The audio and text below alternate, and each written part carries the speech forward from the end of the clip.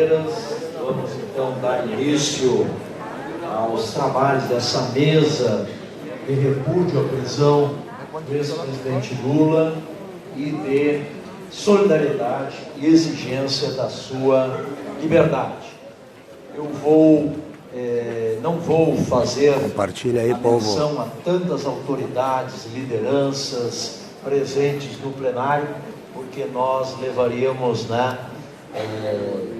muitos minutos para fazê-lo, tal a representatividade no dia de hoje. Rapidamente, antes de passar a palavra, dizer que vivemos momentos muito graves no Brasil. A prisão do companheiro Lula significa que a nossa Constituição foi deixada de lado pelo Superior Tribunal Federal, a quem cabia a tarefa de preservá-la, a presunção de inocência, a questão de que ninguém pode ser preso. O povo saiba que o Brasil inteiro está se manifestando diariamente. Agressões aos direitos que estamos verificando como em Curitiba, Porto Alegre, Assembleia Legislativa, o direito de manifestação, uma grande unidade, não só da esquerda, mas dos democratas. Interditos proibitórios, vemos as prisões sendo feitas, inclusive com a humilhação dos presos. Tivemos a morte da vereadora Marielle, mas eu diria que a primeira morte, o primeiro assassinato, foi o reitor da Universidade de Santa Catarina, o Cal,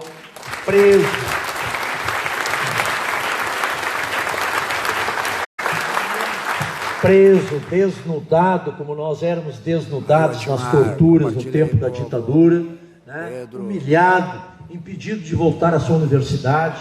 Portanto, não foi um suicídio, foi um assassinato que setores do Ministério Público de Santa Catarina efetivaram.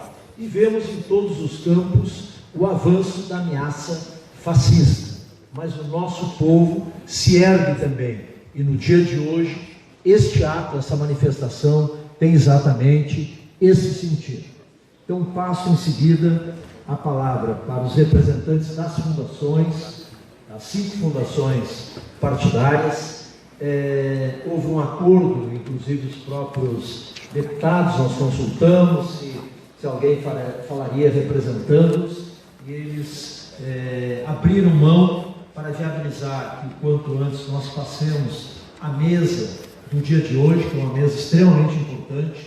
Trata do problema da soberania da nossa nação, uma soberania que está sendo pisoteada por essa gangue, essa quadrilha que se encontra no poder no Brasil, e com o respaldo de importantes setores do Judiciário e importantes setores do Ministério Público. Hoje tivemos uma atividade da Comissão de Justiça e Verdade desta casa, que entregou o seu relatório. Estava lá o nosso sempre prefeito, o deputado Raul Ponte e outros companheiros, que sofreram as agruras da ditadura. E eu comentei: a ditadura, companheiros, não caiu por nenhuma decisão do STF. A ditadura não caiu por nenhuma representação do Ministério Público em qualquer nível. Essas instituições se dobraram, se agacharam ao poder dos generais. Foi o povo, foram os trabalhadores,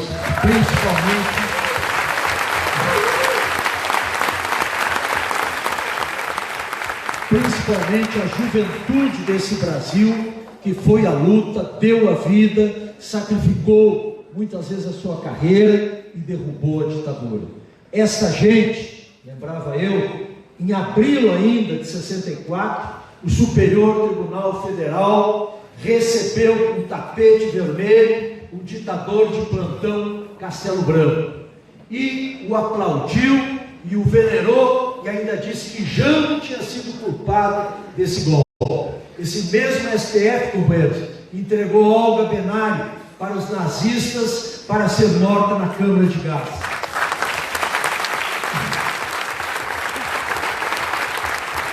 E esse STF agora, rasgando a Constituição, inclusive o voto vencedor, reconheceu uma juíza, infelizmente no Rio Grande do Sul, reconheceu que pela Constituição ninguém poderia ser preso salvo intransitado em julgado, mas que no caso concreto votaria pela prisão de Lula. Então, companheiros, essa gente não tem nada a nos ensinar de democracia, né? Nós não temos nada a aprender com essa gente que nos 21 anos de ditadura serviu aos militares, né? Sem fazer um único murmúrio contrário. Estão aqui os que resistiram, estão aqui os que construíram essa Constituição que agora está sendo conspurcada. Nós vamos então passar, a primeira fundação a falar é a Fundação Perseu Abramo, o nosso companheiro Jorge Bravo. Fazemos também a referência ao deputado Zé Nunes e pedimos que se incorpore à nossa mesa junto com os demais parlamentares que já nela se encontram. Não, Cristiano, nós estamos no YouTube, é só Facebook. Facebook de já rádio. Não sou apenas streaming de um rádio homem. também. Sou uma Maria ideia. Fernanda Mires Seibel, Somos uma ideia que derrotou várias ditaduras nesse país, que derrotou a tortura, que defendeu a soberania nacional, que defendeu a igualdade, a justiça, a democracia. Essas ideias que tem em Lula a sua expressão maior, que tem em Lula a sua história, elas vão perdurar sobre qualquer usurpador da Constituição, da democracia, que se coloque no governo, no Congresso ou no Superior Tribunal deste país. Estas ideias a que Lula se refere somos nós, são os que morreram na luta por nós, são os que virão depois de nós. E o farão, porque assim, seguindo o exemplo do Lula, nós estamos aqui na unidade, na luta, na vanguarda de uma história que não acabou, que ainda está por ser feita, que ainda está por ser concluída. Esse seminário, essas fundações, esses partidos são parte desta luta, são parte desta ideia. E em nome delas, nós queremos dizer aos poderosos do plantão, à elite conservadora e retrógrada desse país, ao fascismo que ficou anos, décadas silente e que agora se levanta, que não passarão. Viva a democracia, viva a unidade da esquerda e do campo democrático popular.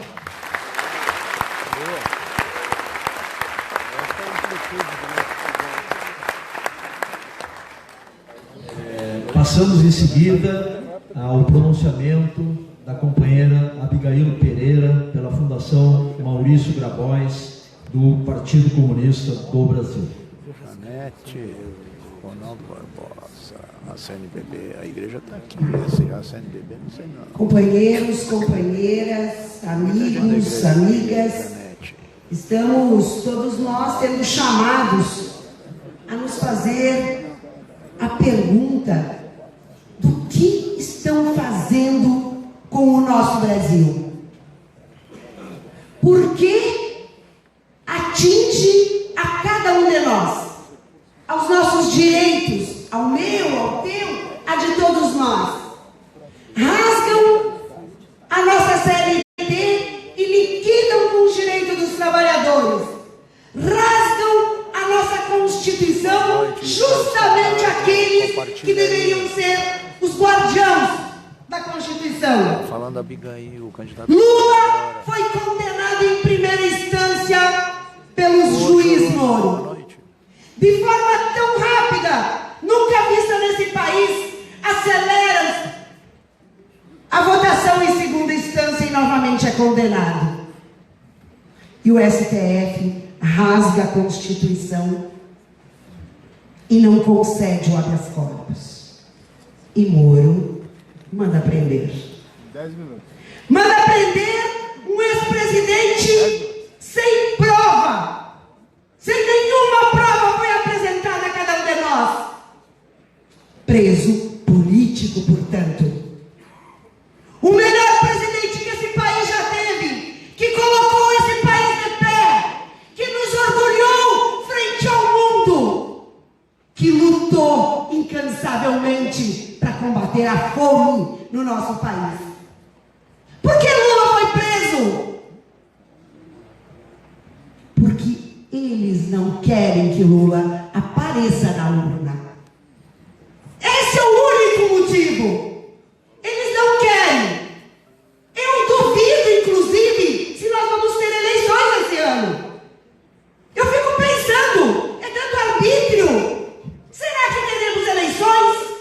Pois eles não conseguiram ainda o seu candidato.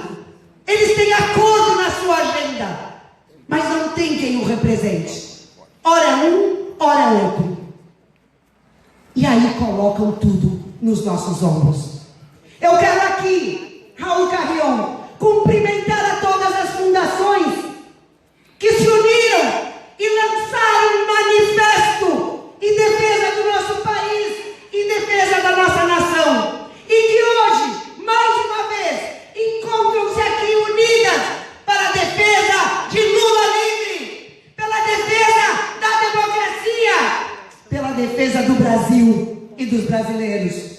Hoje pela manhã, Manuela, nossa pré-candidata à presidência da República, estava lá em Curitiba, mais uma vez, de forma incansável, apoiando, denunciando a esse arbítrio. Pois lá ela foi atacada por esses que estimulam o ódio e a violência. E o cidadão saiu de dentro da PF. E para lá ele voltou, escoltado pela PF. Nós temos que defender a integridade do presidente Lula. Portanto, precisamos denunciar a essa situação. A cada dia que passa, nós estamos sendo desafiados a lutarmos pelo Brasil, a lutarmos pelo nosso povo, a lutarmos pela democracia. Nós do PCdoB, e eu concluo desta forma, 96 anos de existência, sempre lutou pela democracia. Muitos desses anos ficamos na clandestinidade, sabemos exatamente o que é liberdade, a importância dela, a importância da democracia. E nós, que aqui estamos, seguiremos de pé, de cabeça erguida, e não sossegaremos enquanto nós não virmos Lula livre! Lula livre! Obrigada.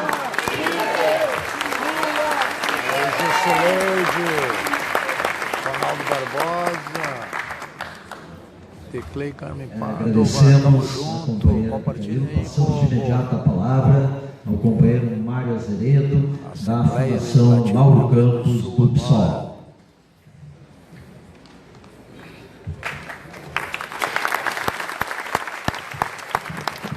Boa noite, companheiras e companheiros. Eu trago aqui um abraço fraterno da direção nacional do PSOL. Companheira Berna Menezes não está aqui presente porque é parte da executiva nacional do PSOL e estiveram presentes no sindicato de São Bernardo, na resistência, e manda um abraço a todos e comunica que nós estaremos junto com vocês em todas as trincheiras. Então é importante que o conjunto da companheirada que está aqui presente tenha claro que a posição oficial nacional do PSOL houve um golpe no Brasil, o impeachment é uma farsa, deram um tiro na caravana do Lula, mataram a Marielle, querem prender e manter o Lula preso para tirar da disputa eleitoral e querem entregar as riquezas do Brasil e a soberania nacional. Essa é a posição oficial nacional do PSOL. E nesse sentido, eu queria só deixar mais uma posição nossa que tem a ver com relação ao debate de desenvolvimento, que tem a ver com o programa. Mais vale a ação do que muitos e muitos livros e programas. O Lula não ter acatado a posição do Moro é educativo para o conjunto da classe trabalhadora, mesmo que alguns achem que ele tinha que resistir até o final. Nós não somos os que pensam que ele tinha que resistir até o final. Nós achamos que o que ele fez foi uma sinalização, que logo em seguida o MTST, a Frente Povo Sem Medo, colocou milhares nas ruas defendendo a liberdade do Lula. É isso que o Brasil precisa. É movimento social na rua, é mobilização contra o fascismo. Obrigado. Agradecemos, companheiro Mário. Todos estão se mantendo dentro do horário. E passamos a palavra para o companheiro Vicente Celistre, que é da Fundação João Mangabeira, do PSB. Além disso, é vice-presidente nacional da Central de Trabalhadores e Trabalhadoras do Brasil, que usará da palavra. Companheiras, companheiros da mesa, deputados, deputada, companheiros de lideranças dos partidos que aqui se encontram, dos movimentos sociais. Os tempos são de provação e a nossa unidade nunca foi tão necessária, nunca foi tão desafiada. Das nossas situações de divergências ou de desunião, demos margem para que avançasse a postura entreguista, a postura fascista, a postura antidemocrática e que ataca os direitos sociais. Nós, os socialistas, os comunistas, os democratas, todos que defendem um país soberano, um país dos brasileiros, um país com profundidade de democracia e de igualdade, estamos ainda mais desafiados por os tempos que estamos vivendo. O que aconteceu na história recente, o maior líder da história recente do país, com Lula, nesses últimos dias, mostra o quão a democracia brasileira está ameaçada e que sempre assim esteve. Nossa vigília é muito maior hoje.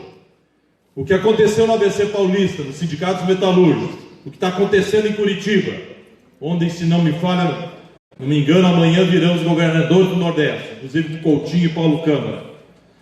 O que os movimentos sociais precisam fazer de agora em diante, como esse ato aqui construído no Rio Grande do Sul, quando hoje debate a soberania no nosso seminário, são sinais dessa necessidade. O debate eleitoral que se avizinha pode não ter uma chapa só, mas as bandeiras que nos unem, como as fundações estão discutindo lá em cima, reunir ainda essa semana, são necessárias. O que Lula encaminhou nos últimos dias foi correto. Lembrou até, dizia hoje no programa de rádio, aquela frase do poeta Paulinho da Viola: que faça como o velho marinheiro, que durante o nevoeiro toca o barco devagar. Ele assim atrai da sociedade brasileira e coloca para o povo o símbolo, a mensagem da resistência, da contrariedade, a arbitrariedade, a perseguição que sofreu, e ao mesmo tempo também traz para nós a necessidade de que nos unamos em bandeiras comuns para enfrentar o que se coloca no Brasil, que é rasgar a Constituição de 88, rasgar a CLT, atacar a Previdência Pública e no futuro, bem próximo, vender o país e todas as suas riquezas. Os socialistas fazem esse debate. O desafio que está pela frente é programático, profundamente programático. E é o que nós estamos fazendo nesse seminário. Então, esse ato que discute, que faz com que o país se alerte contra esse atentado democrático que o Supremo, infelizmente, uma maioria mínima, cometeu, e que o juiz federal, discricionário, persecutório, arbitrário, cometeu a uma liderança como Lula, Há 6 meses de uma eleição geral no país, é um ataque à democracia e nos desafia a cada dia, a cada hora, sim, organizarmos em cada sindicato, em cada associação, em cada fundação como aqui estamos, nos nossos partidos, uma organização dessa resistência e ampliarmos e atrairmos todos os setores desse país que historicamente lutam por democracia, por liberdade e por igualdade. Vamos à luta, companheiros!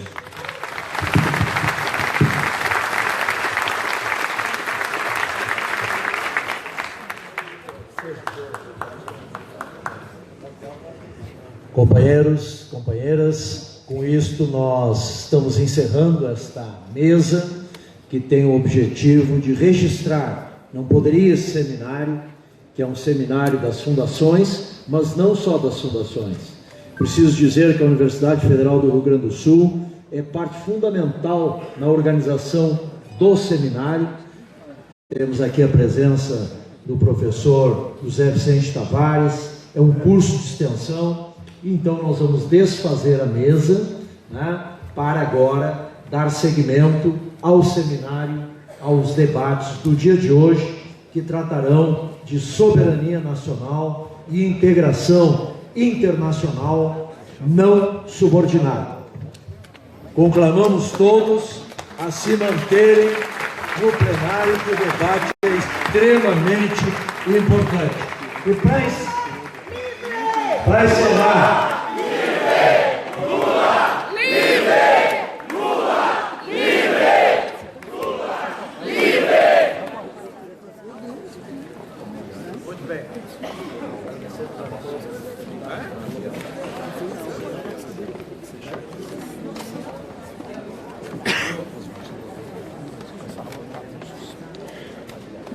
Então, Rede Soberania aqui ao vivo, Assembleia Legislativa, a gente está fechando um ato de solidariedade ao Lula, Lula livre, Porto Alegre.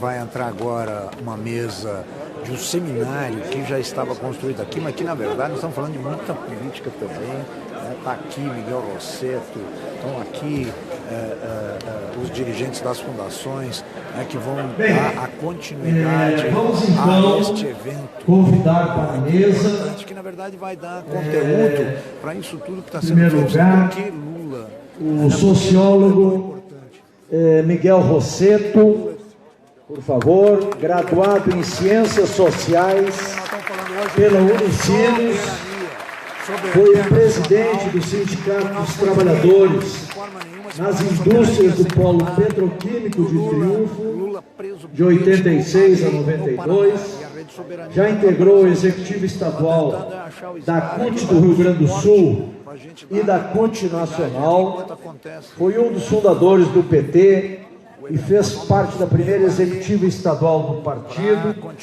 foi deputado federal de 96 a 98, foi vice-governador do estado em 98, ministro do Desenvolvimento Agrário, 2003, 2007 e 2014, certo? Ministro da Secretaria-Geral da Presidência e ministro do Trabalho e Previdência Social, 2014. Então agradecemos a presença, a disponibilidade do Miguel de se fazer presente. Convido também a professora Ana Lúcia Danilevich Pereira, doutora em História pela Universidade Federal do Rio Grande do Sul, com especialização em processos de integração na Ásia. Estamos ao vivo aqui na Rede Soberania. Na verdade, nós estamos falando de um seminário sobre soberania. Mas nós tivemos agora um ato de apoio ao Lula. E a FETAG presente aqui é importante. O Lula foi importante para os trabalhadores rurais? Lula foi extremamente importante para os trabalhadores rurais, assalariados, agricultores. Se não fosse ele, nós não teríamos mais vida, mais dignidade no campo. O programa Luz para Todos, a habitação rural, o PRONAF e tantas outras conquistas A manutenção dos direitos trabalhistas, previdenciários, foi para nós extremamente importante. Por isso que nós estamos solidários, ao mesmo tempo indignados, revoltados com tudo o que se aconteceu nas últimas horas e esperamos que logo, logo a gente possa ver o ex-presidente Lula livre novamente para comandar essa grande nação que clama por mudanças estruturais e uma sociedade mais justa e igualitária, inclusive para os trabalhadores e trabalhadoras rurais.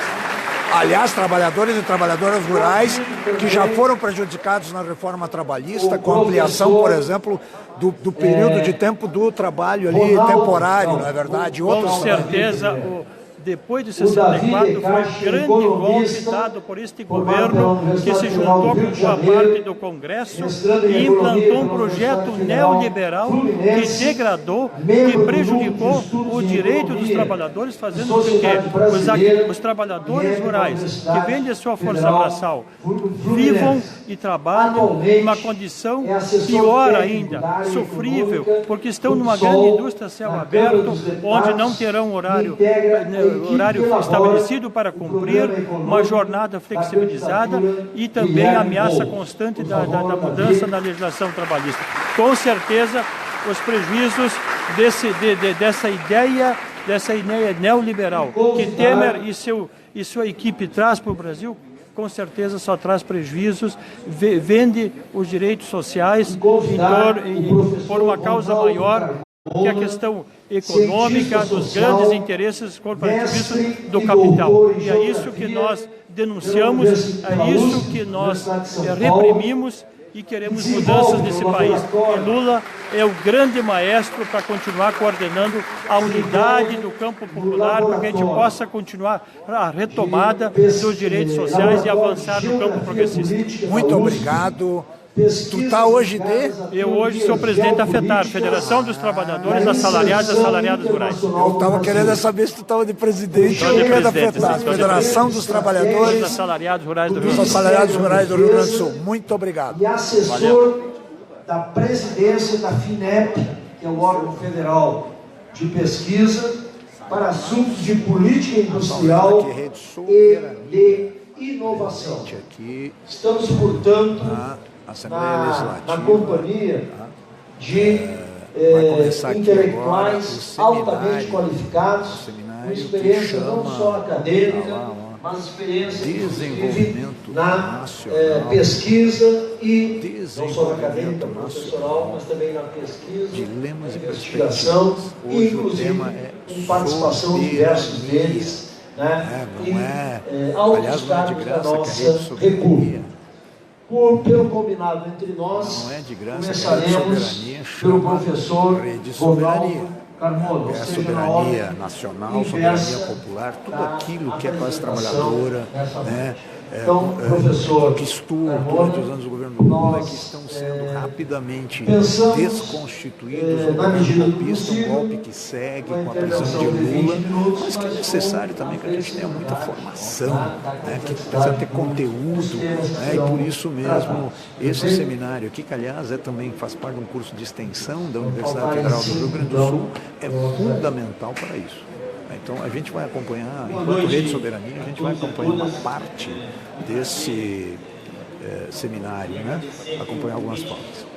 Os promotores deste seminário sobre o desenvolvimento nacional, é um grande prazer vir aqui a Porto Alegre, A gente sabe da tradição do Rio Grande do Sul, e historicamente sempre debater os grandes temas nacionais, e agora esse estado onde a brasilidade se faz presente com força, novamente, não foge ao seu papel, e num ano decisivo como esse ano de 2018, como nós acabamos de ver aqui na mesa que nos antecedeu, faz esse ciclo de debate sobre desenvolvimento nacional com um conjunto de temas oportunos para a retomada do projeto nacional. Então é nesse sentido que eu queria agradecer o convite, cumprimentar os organizadores e destacar então a relevância desse debate, sobretudo porque o debate presente ele é um debate que trata de uma das dimensões mais importantes do ponto de vista das saídas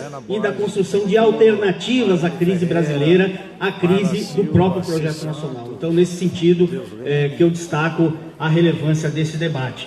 Eu tentarei tratar aqui, no tempo que me foi incumbido, de algumas das repercussões da crise brasileira no que diz respeito à soberania nacional e à inserção internacional do Brasil, em meio a uma situação internacional de transição, uma situação internacional de profundas alterações que a gente observa na quadra histórica atual. Sem mais delongas, eu acho que uma primeira questão relevante no que diz respeito ao tema que nos foi incumbido aqui nessa noite é observar que há uma mudança importante desde a substituição do fim do governo da presidente Dilma no que diz respeito à própria estratégia de inserção internacional do Brasil, no sentido de que o Brasil ele passa a se apequenar diante dos grandes desafios que estão postos no cenário internacional. Esse apequenamento, esse retraimento da postura brasileira na situação internacional, ela impactou de uma forma decisiva o próprio movimento dos países que contestavam a ordem internacional vigente, portanto defendiam uma revisão das normas e práticas da norma internacional vigente desde a Segunda Guerra Mundial e da qual o Brasil é um ativo partícipe desse movimento de revisão da ordem internacional e, portanto, de construção de uma situação que espelhasse o novo quadro de forças desse século XXI. Digo isso porque eu acho que aqui é onde nós podemos compreender as raízes exógenas desse processo de destituição do governo da presidente Dilma. Porque, longe de aqui querer dizer que a ingerência externa foi algo que esteja muito claro, agora é algo que é necessário, mais do que nunca, que a gente vá desvendando quais foram os interesses que estiveram atrás da substituição e da deposição do governo da presidente Dilma. Eu diria que isso, portanto, fica nítido os interesses internacionais em relação à deposição do governo da presidente Dilma, quando se mostra que isso efetivamente representou um enfraquecimento da coalizão dos BRICS, que era a coalizão que tinha uma atuação mais firme em defesa de uma agenda em torno de uma nova ordem internacional. Portanto, este é um impacto direto, é um impacto daquele bloco de países que pensam, que agem para renovar o status quo, para renovar, portanto, a ordem internacional liderada pelos países ocidentais. Então, aliás, o problema da própria fragilização dos BRICS é um produto direto da deposição do governo da presidente Dilma, uma vez que faz com que a coesão desse mecanismo, que era um mecanismo fundamental de luta por uma nova ordem internacional, ele se veja, portanto, enfraquecido, né? Hoje, na verdade, nós podemos dizer que o BRICS ele está praticamente reduzido ao seu núcleo duro, ou seja, há, na verdade, essa aliança entre a China e a Rússia, que passam a ser, então, os grandes atores decisivos do ponto de vista da busca dessa nova ordem mundial. A verdade, meus amigos e minhas amigas, é que o Brasil ele foi abatido em pleno voo. O Brasil ele foi abatido no momento em que ele ascendia no sistema internacional, no sentido de jogar mais papel na defesa dos seus próprios interesses e na defesa dos interesses dos países em desenvolvimento. Então, acho que essa dimensão de como a mudança de governo e, portanto, da postura estratégica do próprio Brasil, como ator relevante no cenário internacional, ele interessou a essas forças que querem renovar a hegemonia dessa ordem internacional que está em crise. Então, eu diria que o Brasil, com essa mudança de governo, ele praticamente renuncia à sua função precípua de atuar, do ponto de vista da sua estratégia de inserção internacional, na busca de construir condições mais favoráveis ao seu próprio projeto nacional de desenvolvimento. Porque esse é o sentido da atuação internacional do Brasil. Atuar para que os constrangimentos e as limitações ao curso do nosso projeto nacional sejam removidas e hajam, portanto, condições mais favoráveis para o seu próprio desenvolvimento e para o desenvolvimento dos países em desenvolvimento, com perdão da redundância. O fato é que o governo atual, ele age exatamente no sentido oposto a esse objetivo do Brasil ter maior autonomia e, portanto, ter maior capacidade de controlar o seu próprio destino. Posso citar aqui, por exemplo, duas grandes marcas que representam essa busca de reverter a autonomia estratégica do Brasil no cenário internacional. A primeira delas é essa tentativa atabalhoada por parte do governo Temer de forçar uma adesão à chamada OCDE, a Organização para a Cooperação e Desenvolvimento Econômico, que é um clube dos países ricos que busca uniformizar regras, inclusive de política econômica, e cria uma série de constrangimentos à atuação autônoma do nosso país, inclusive no que diz respeito à política econômica, à política industrial. A outra é o que nós estamos assistindo no dia a dia, inclusive semana passada, na rodada de petróleo, tivemos mais um exemplo, que é a profunda e acelerada desnacionalização de ativos estratégicos e de recursos internacionais, recursos naturais que inclusive são objeto de cobiça no mundo atual. E, portanto, o Brasil, ele vai entregando o ouro sem qualquer tipo de contrapartida ou sem qualquer tipo de reserva no que diz respeito a esses ativos de grande importância estratégica do nosso país.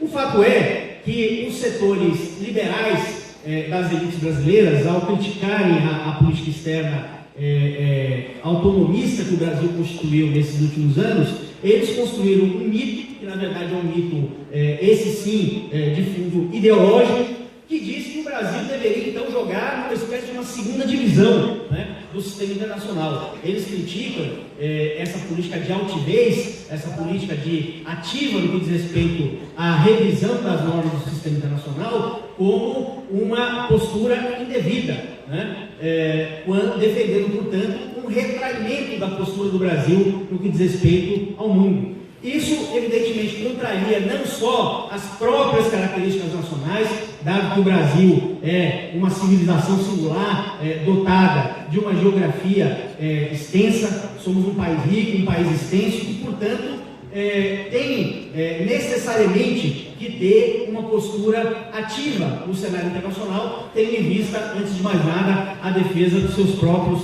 interesses. Então, na verdade, essa tradição autonomista, digamos assim, da política externa brasileira, ela é algo que, inclusive, perpassa a maior parte do nosso tempo, tendo em vista justamente essa defesa dos interesses nacionais mais básicos.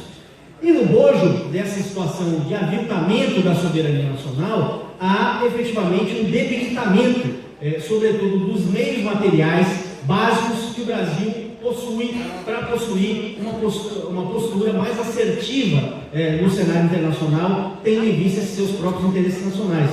Um primeiro exemplo do debilitamento desses pilares do projeto nacional brasileiro